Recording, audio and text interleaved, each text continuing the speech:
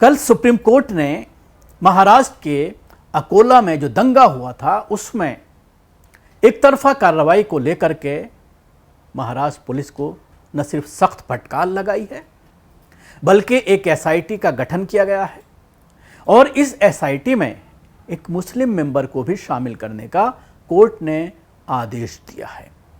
और जिन अल्फाज का इस्तेमाल सुप्रीम कोर्ट के जरिए अपने इस ऑर्डर में दिया गया है वो भी मैं आपको बताऊंगा और ये भी बताऊंगा कि क्या था पूरा मामला, किस तरह से ये पूरी घटना घटी थी।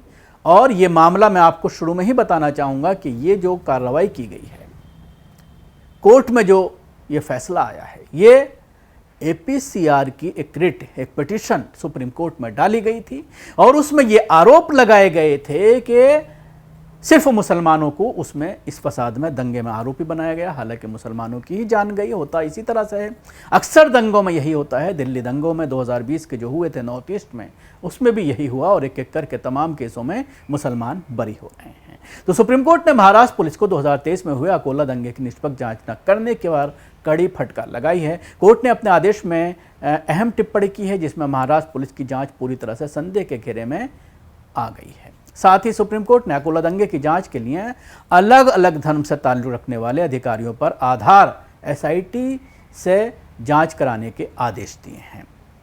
महाराष्ट्र पुलिस को नसीहत देते हुए सुप्रीम कोर्ट ने कहा कि पुलिस को किसी मजहब, जाति या किसी तरह के पूर्वाग्रह से ऊपर उठकर कानून के मुताबिक अपने फर्ज को अदा करना चाहिए। इतना ही नहीं, सुप्रीम कोर्ट ने दंगे की जांच के लिए विशेष जांच टीम एसआईटी गठित करने का आदेश दिया है। इस जांच टीम में सीनियर अधिकारी होंगे जिसमें हिंदू और मुस्लिम दोनों समुदाय से ताल्लुक रखने वाले अधिकारी भी शामिल किए जाएंगे।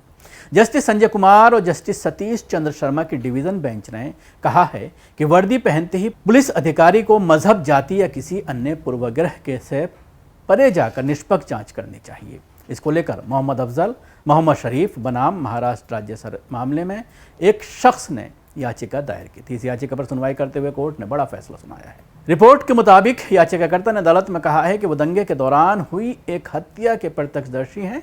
याचिकाकर्ता के मुताबिक दंगे के दौरान 4 लोगों ने विलास महादेव राव गायकवाड़ पर तलवारों, लोहों और पाइप और दूसरे हथियारों से हमला किया जिसमें उसकी मौत हो गई। इस घटना में याचिकाकर्ता खुद भी घायल हुआ।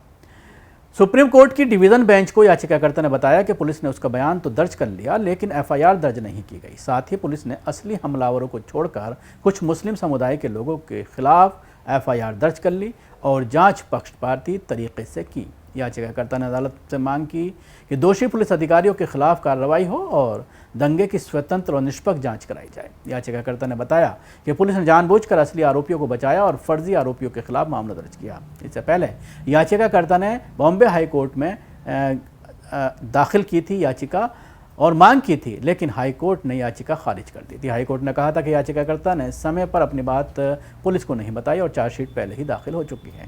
कोर्ट ने यह भी कहा कि याचिका गलत मंशा से लगाई गई है। साथ ही कोर्ट ने कहा कि मृतक के परिवारों ने कभी नहीं कहा कि पुलिस गलत लोगों को निशाना बना रही। इसके बाद याचिकाकर्ता ने सुप्रीम कोर्ट का रुख किया। अदालत ने इस याचिका को गंभीरता से लिया और कहा कि मामले में निष्पक्ष जाँच जरूरी है।